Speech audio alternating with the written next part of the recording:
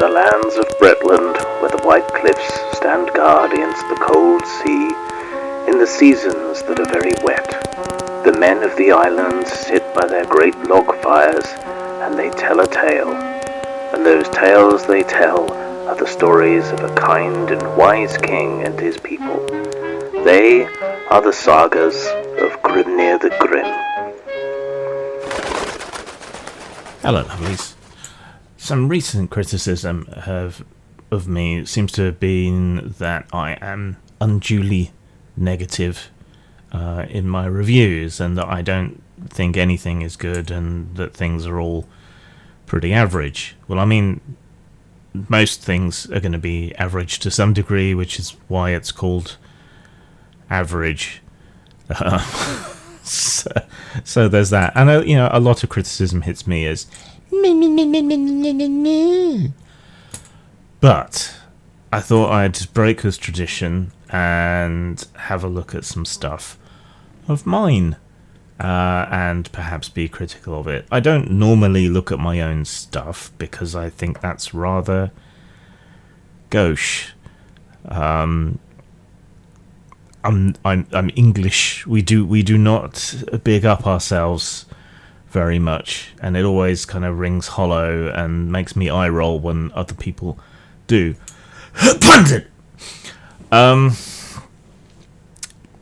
So this isn't a review, I guess. It's a walkthrough and an explanation. So, back long ago, diddly-doo, towards the start of my PDF career, I started releasing the 100 Adventure Seeds books of various kinds. I think there's one of each there. I might be missing something. Horror Adventure... Dark Places is missing.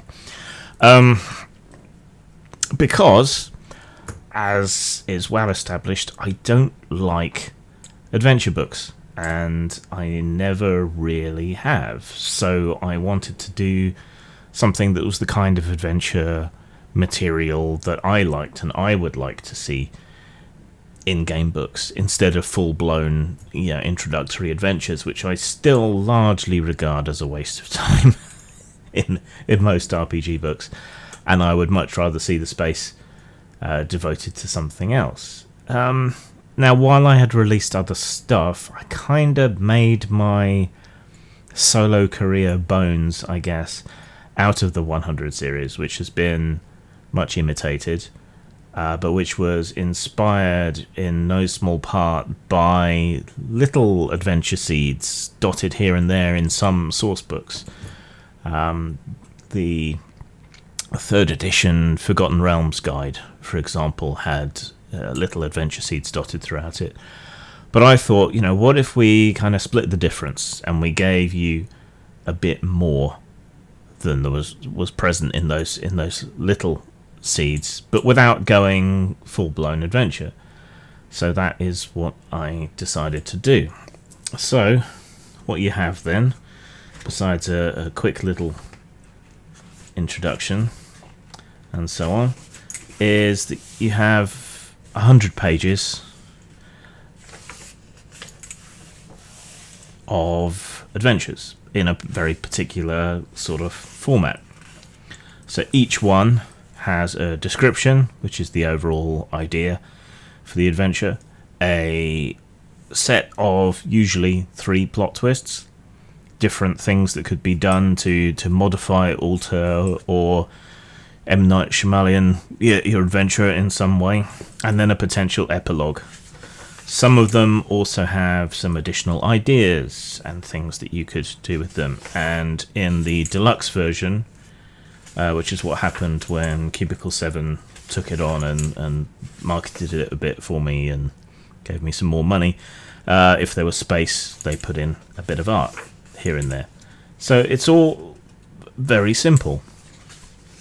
And that is, I think, the beauty of it. At least in my opinion, that is what makes it work.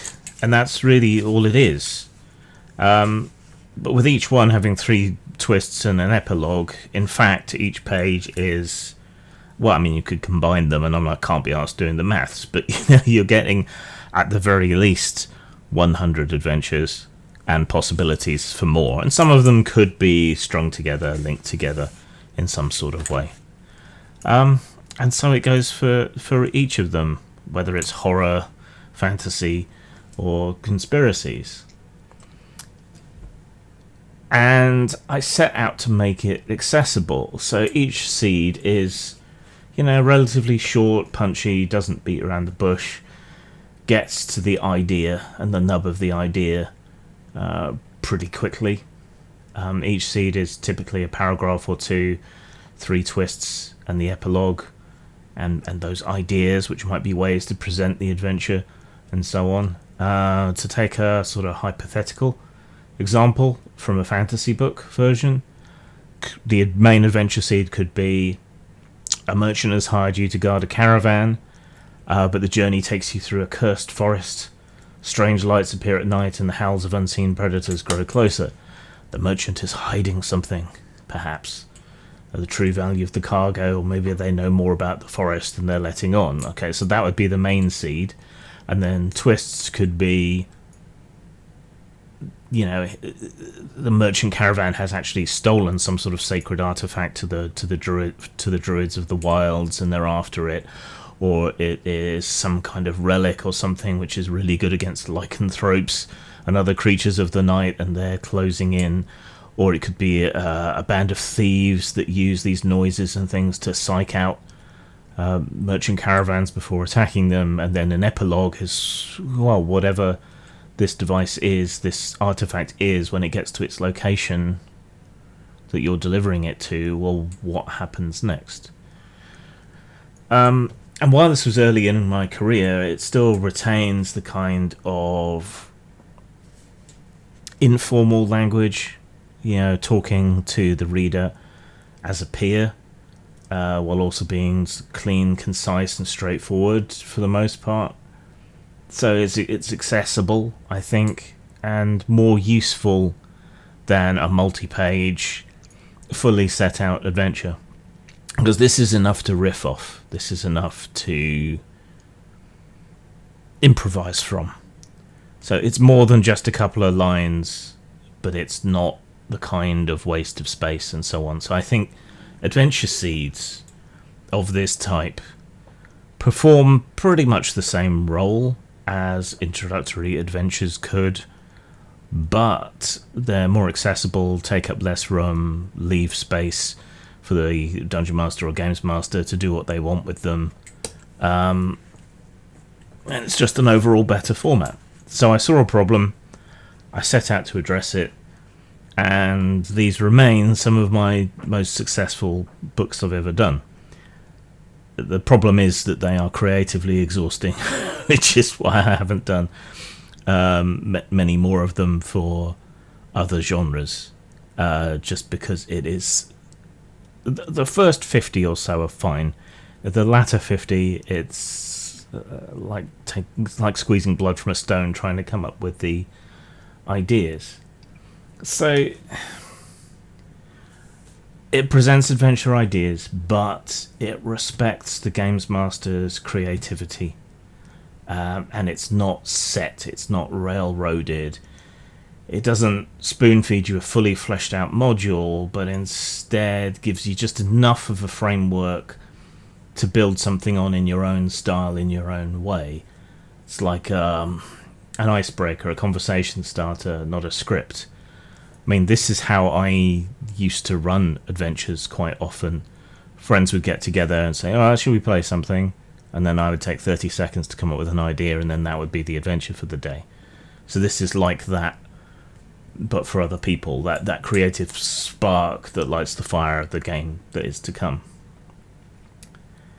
Perhaps not suited to completely new games masters, but for anyone else, I think something like this is much more valuable than the starter adventures we see taking up space in many books.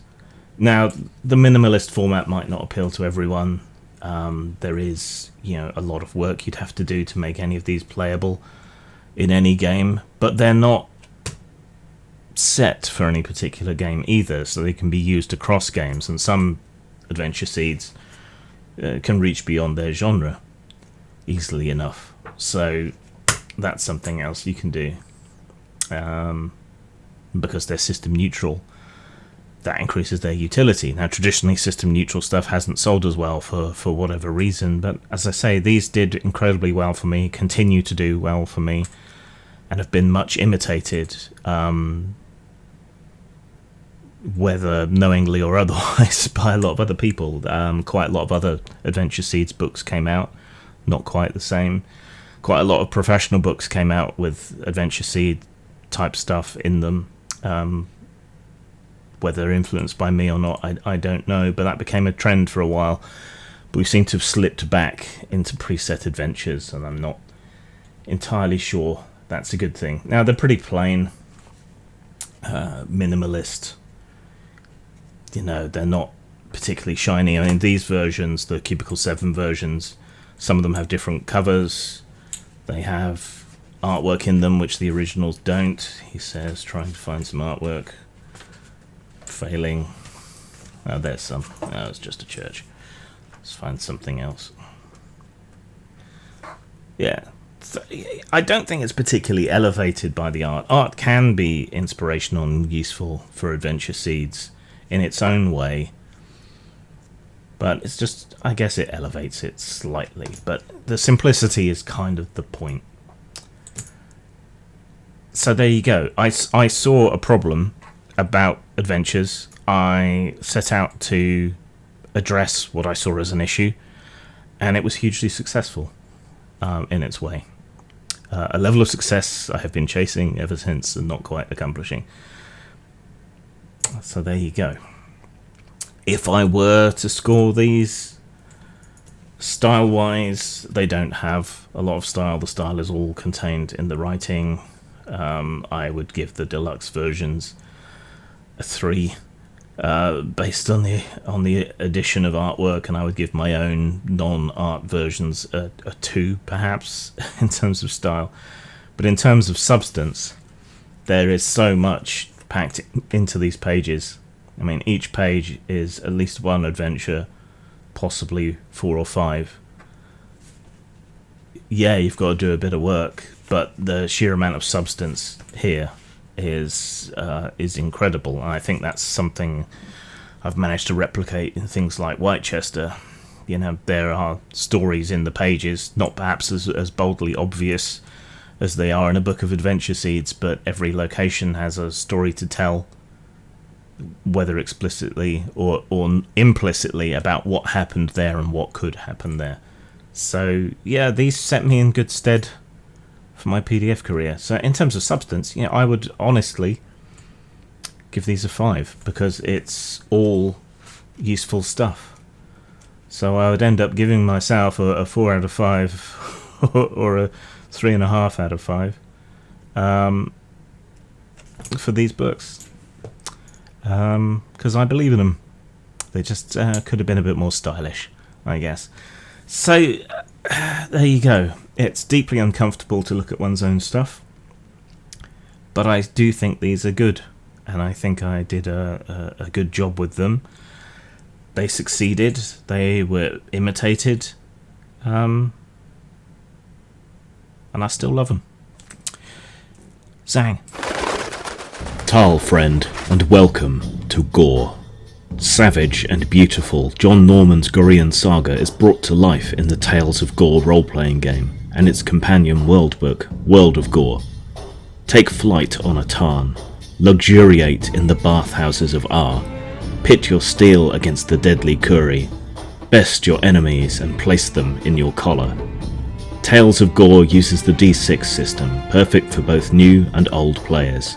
You can purchase it from Amazon, RPG Now, or Lulu.com. Ta Sada Gore. Everyone's so ordinary.